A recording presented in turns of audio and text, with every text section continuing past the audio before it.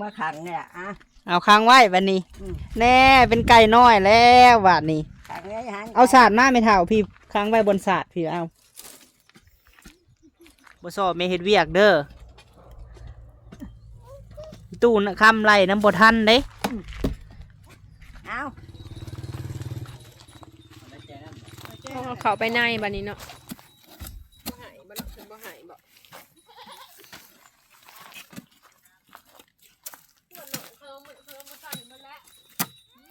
ก็ขอบคุณทุกคนดีมีแห้งกับเด็กจะได้ทำไส้ยังมีโดยหลานเป็นตัวโฟมไส้โลหลาน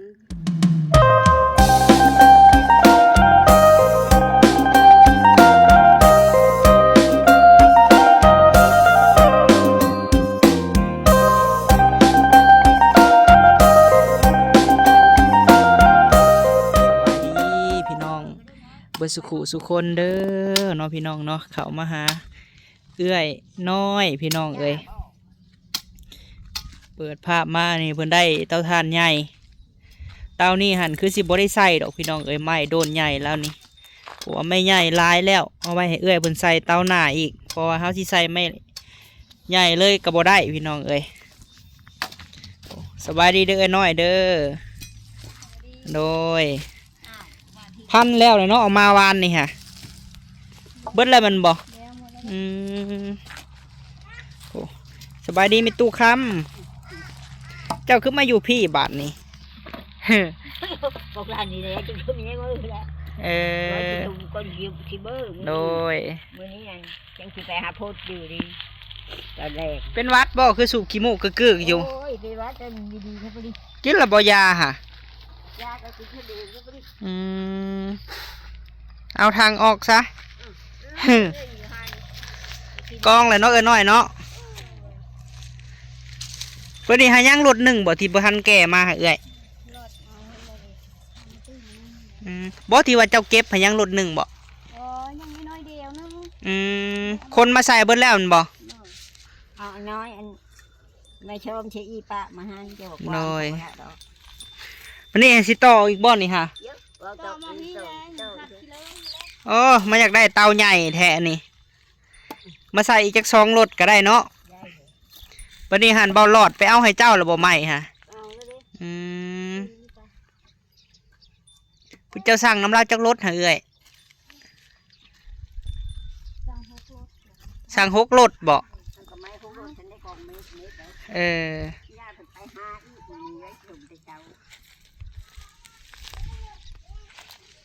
ใช่นะฮะเบิ้ง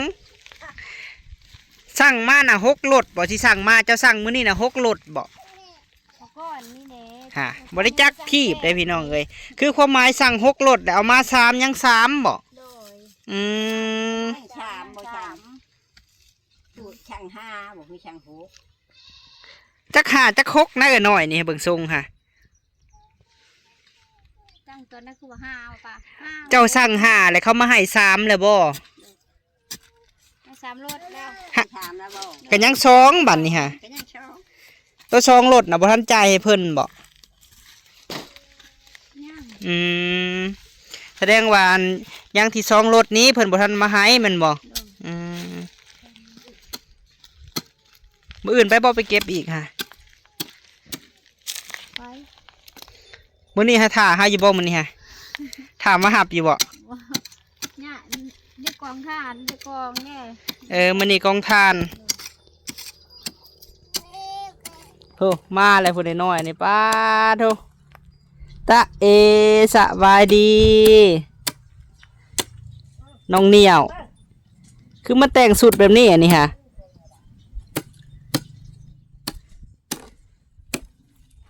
เอาน้ำมาไว้เด้อสาวน้อยเจ้าคุดกว้างๆรถ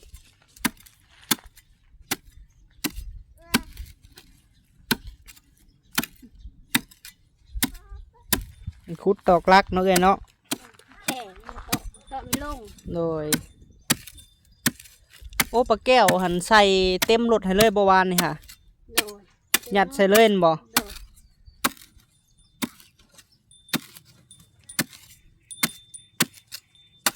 ได้เตาใหญ่ได้พี่น้องไอ้เตานี่เรากะบื้นจังไปเนาะเนาะไปเก็บไว้ ก็บคนออกพี่น้องเลยป้าเพิ่นเล่าหันบัตรควัดท่าแล้วจังให้เพิ่นเลยเด้อเงินหาเพิ่นหันใส่เองน้ำมันเพิ่นหันบัตรควัดท่าแล้วจังจงไว้ให้ล้าวเราว่ะ บ่บ่นนะบ่ ปลาแก้วให้เจ้าให้แล้วแหละ ย่าง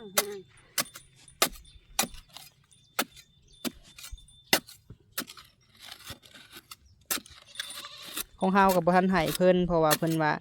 เอาทานพอได้ดังเพิ่นว่า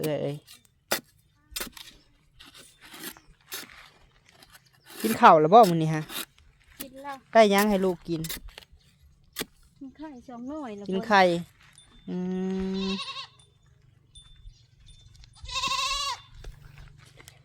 แดดช่วงแรง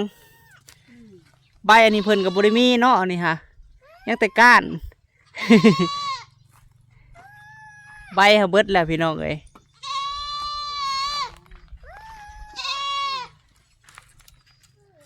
ใส่เบิดโลดยาวกับสร้าง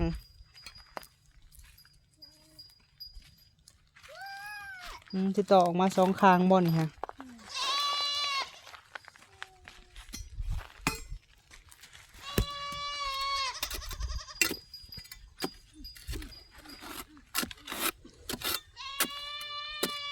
ดินอ่อนอยู่เนาะน้อย พ่อแล้วจะลุงดูนะ ใส่ลักใหญ่ๆโลดเพราะว่าเวลาเอื้อยอันเอาลักใส่เลยใส่ยาวๆโลดเด้อยังได้ทานหลายเป้าหายทานนี่ฮะเจ้ามีอยู่บ่ ต้องเลยยืนเดินเลยเลยที่ชอบ เพิ่นเทเฮือนเขาก้อนที่จงไว้เขาก็จงไว้อยู่เฮือนค่ะเป็นวัดบ่เจ้ากะมื้ออื่นเลยสิให้ละตีมาแวะเอาเด้อเด้อมีแต่เจ้าเตรียมข้าวน้ำไปกินอยู่พุ่น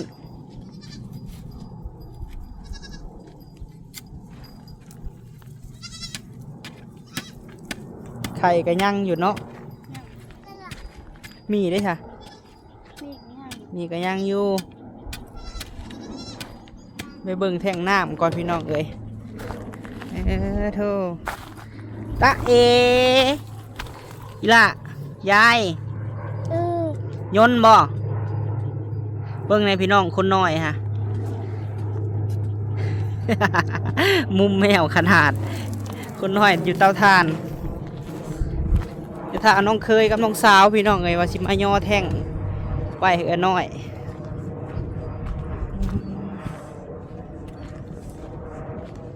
แท่งน้ำเรา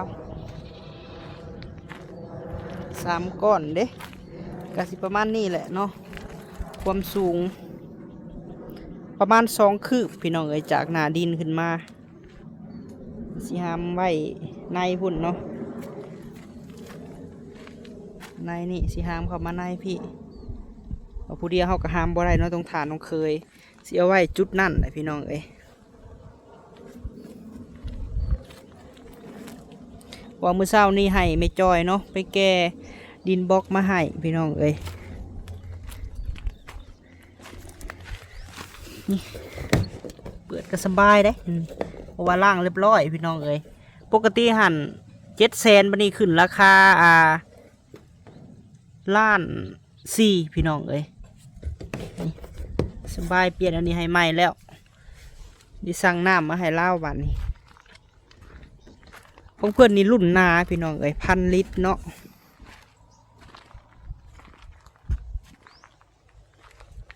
มันก็หับน้ำหนักได้อยู่ได้เนาะ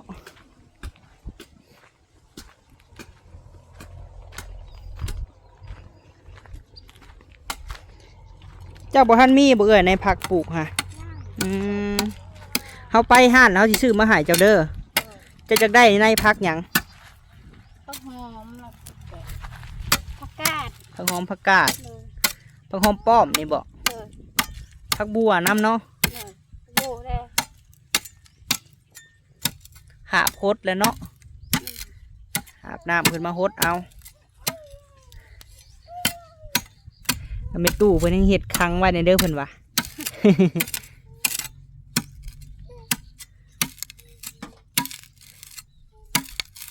โอ้ยเนาะเซ่เลยบ่มีหมูลิ้นบ่อีหล่ะลิ้นผู้เดียวบ่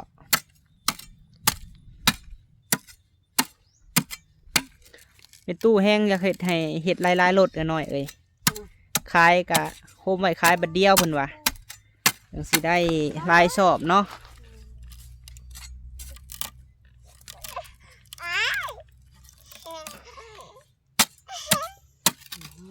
ดีใจมื้อนี้บ่ให้เนาะมื้อนี้เนาะไปไม่เท่ามาพี่ไม่เท่าเป็นตู้คำให้เอาข่าวบักด้วยข่าวตู้คำไปข่าวตุ้มเป็นตู้คำพุ่นไป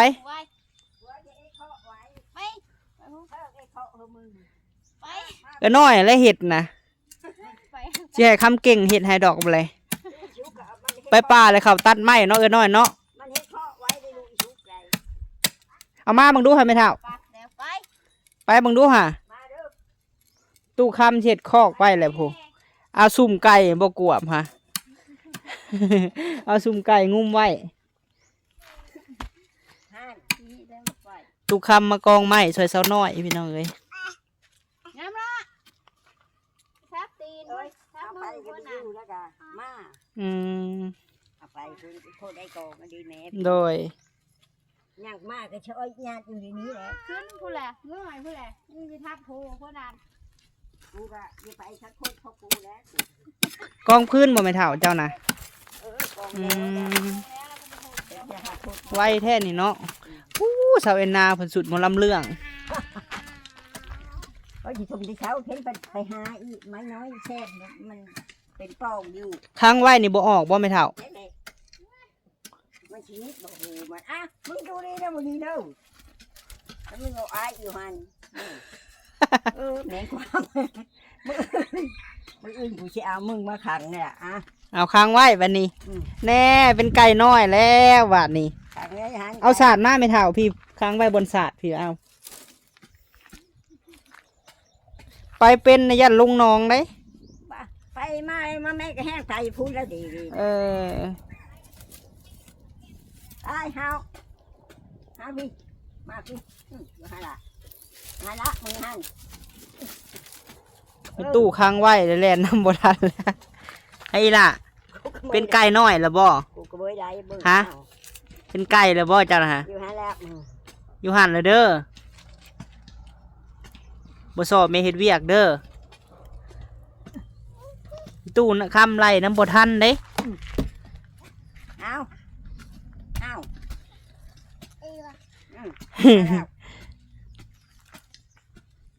เจ้าบริโนอนเฮือนบ่ไม่เท่ามาเบิ่งทานบ่มาเฮ็ดทานบ่ไว้ชิชมแล้วก็จู้แล้วก็มือแล้วมืออื่นจะหอดเฮือนติจักรถเจ้าเฮ็ดเตานี่ฮะไม่6 รถหาโดดโอ้ลายเติบจุเนาะนี่กองพื้นซอยร้านสาวมาเด็กจ้องอีดีไว้เพื่อพิษยังไงก่อไปสาวลาตีมาเลยพูแม่นบ่แม่นร้านตุคำโดย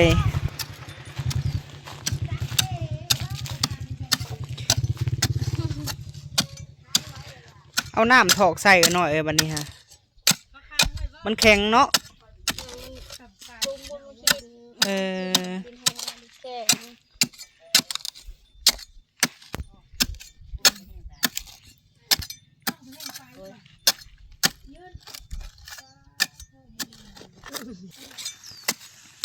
คูดให้กว่าคูดกับปูแดงเนาะน้อย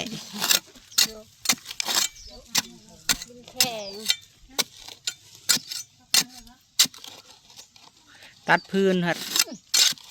มืออื่นไปตัดไว้เนาะมืออื่นเนาะเจ้าสั่งเบาหลอดเพิ่นว่าสิเอามาให้2 รถบ่เอาอีแล้วเด้เอามาตื่นเพิ่นเอาพอดีเต็มโดยพอดีแล้วไปเก็บใส่ไม้เจ้าเก่าเจ้าหันเนาะมืออื่นหัน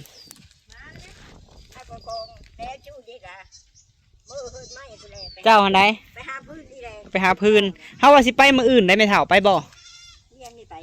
ผักพรเนาะจุดทานผักพรแล้วเป็นตู้เอ้ยโดย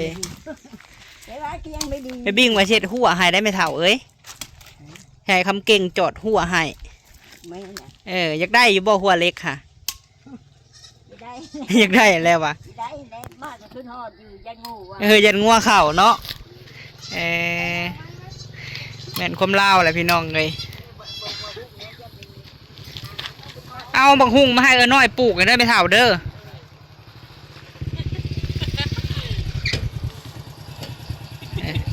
สบายดีเด้อหน่อยแป๊ดกระซิเบิดเลยละตีเอ้ย6%แม่นอาสาค่อยๆเนี่ยอะ ถูกเฮงคน โอเคไอ้เขาเฮ้ยเด้อ บอกกินเฮ็ดเขา เฮ็ดคอกให้แน่เด้อเฮ็ดตู้แห้งไว้เฮ็ดคอกให้ตู้วีแห้งไว้เฮ็ดคอกครั้งอันร้านซาวแน่พุ่นวะ วัดเลย เป็นวัดให้ลาตีจับกล้องให้ก่อนพี่น้องเอ้ย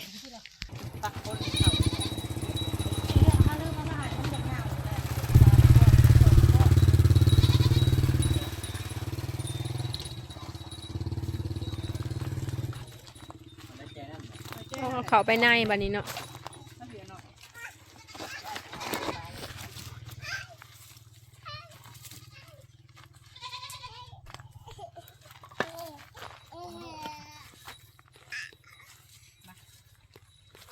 ก้มห่างก้มทีเท่าไรนี่บอกกิน เอากล้วยแทกสาวนี่มึงว่าสิแทกนะปิ่นทั้งหลายปากมัน ข้างนอก ฮะ ปากมันนะบอก ปากทางไหนก็หายเลย กินไปผูกก็ได้จังค่อย เด็กนัดเลย ไอ้พี่ลาตีปากปีนไปผูกก็ได้จังค่อยเนาะ แม่น มาสิจัดให้ คุณทางไว้แล้วผู้น้อย ใช่ ยังไม่อีกบอก ไม่เดี๋ยวตัวนี้มันพอหลายขึ้นมันเดี๋ยวพ่อพอดี วันนี้หั่นไว้หน่อยห้ามไม่มาสอดไข่เด้อ สอดใส่สอดใส่ ยิ้มใส่ในยันแบกเข่าได้เบกขาเข่าได้พี่น้อย ย่านี้กูขังมึงเล่นแต่หึงเลยบ่อ้าวอยู่หัน แต่รถลงรถ เอาอีกอันหนึง นอนยีนอนก็นอนยีรอดก็รออยู่หันละ มาใส่หั่นได้หน่อยอันเดียว ได้ละก้อนหนึ่งนี่ อ้าว เป็นบ่าว ได้บ่ ได้ละเอาข้าวนั้นแล้วบานนี่จะสูงแท้ ยกขึ้นบ่ได้บ่เป็นไงวะ มีขึ้นก็ต้อง4 คนเลย อาหารละตีหยุดกล่องก่อนพี่น้องเอ้ยมาหามน้องกันก่อน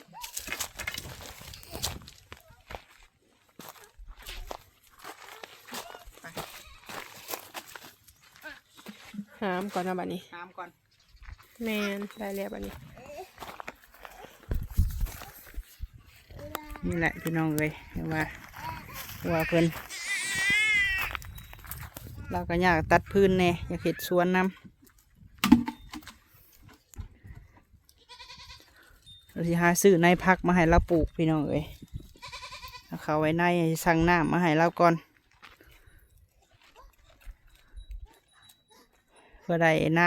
ำอาบน้ำอาบในให้ลูกได้6 โอ่งพอได้น้อยเอ้ยแท่งหนึ่งได้6 โอ่ง6 ฟุยก็พอดีซ้ำพี่น้องเอ้ยเปิดแล้วก็พอดีซ้ำหรือว่าเขาต้องซื้อเกี้ยวมาเพิ่มบ่ถึมหรือว่าจังไงท่อนี่บ่ไม่ใช่บ่เก่งไปซื้อมาใส่เห็นละที่บ่มีอยู่พี่น้องไอ้แต่ว่ามันจะออกซื้อหนนะบ่แพงไปเลยติเนาะ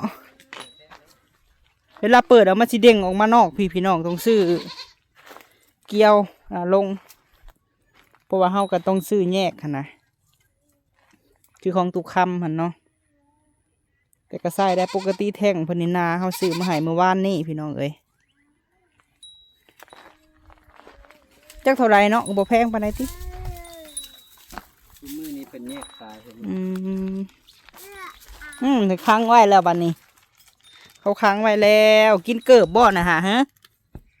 กินเกิบบ่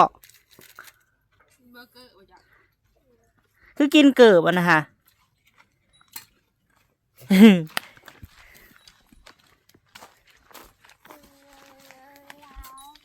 เนี่ยบัด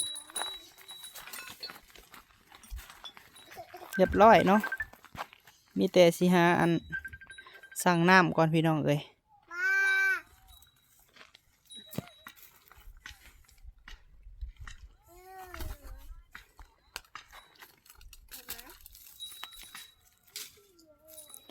หาขาดมากวดเด้อหน่อยเด้อยันลูกเจ้าเหยียบแก้วหันดอกกวดผู้ไปในป่าผู้เพราะนั่นนี่มันมีขี้ทานพี่น้องเอ้ยมันพักก็คือสิงามดอกค่ะเราปลูกกัน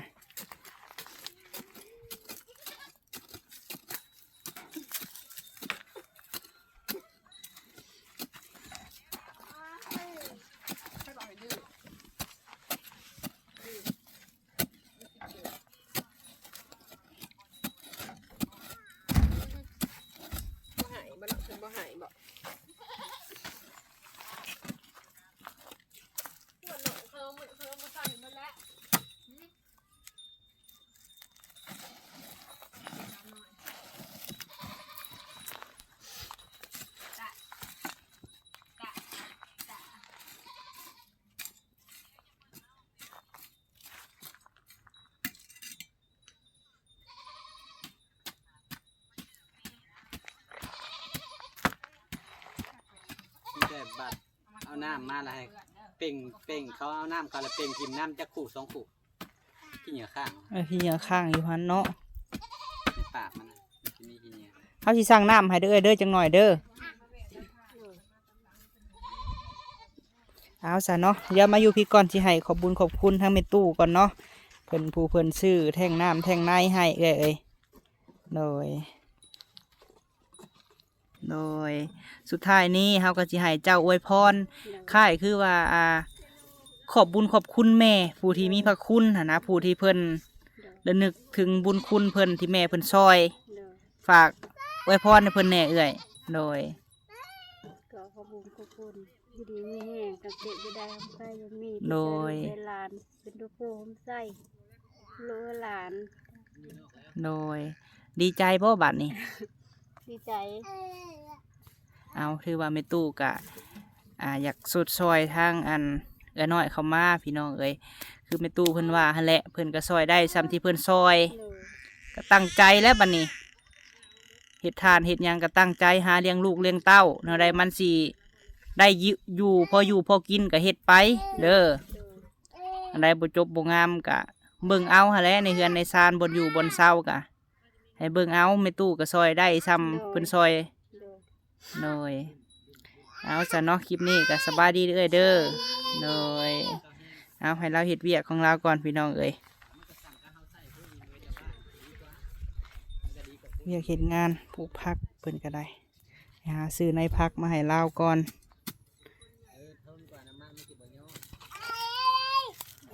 ให้สาวน้อยถึงเพิ่นค้างไว้แล้วบัดนี้โดยไปโอเคพี่น้องยังได้คลิปนี้สิได้ขอจบคลิปเนาะขอบคุณทางเมตู้วีเด้อเนาะทางออสเตรเลียพี่น้องเอ้ยในสุดซอยครอบครัวน้อยเข้ามาให้บ่าวพามีเป็นสะพานบุญให้เนาะขอบคุณให้แม่อยู่ดีมีแห้งเนาะเป็นโฮมโพโฮมไซให้ลูกให้หลานเด้อแม่เอ้ยซื้อแท่งมาให้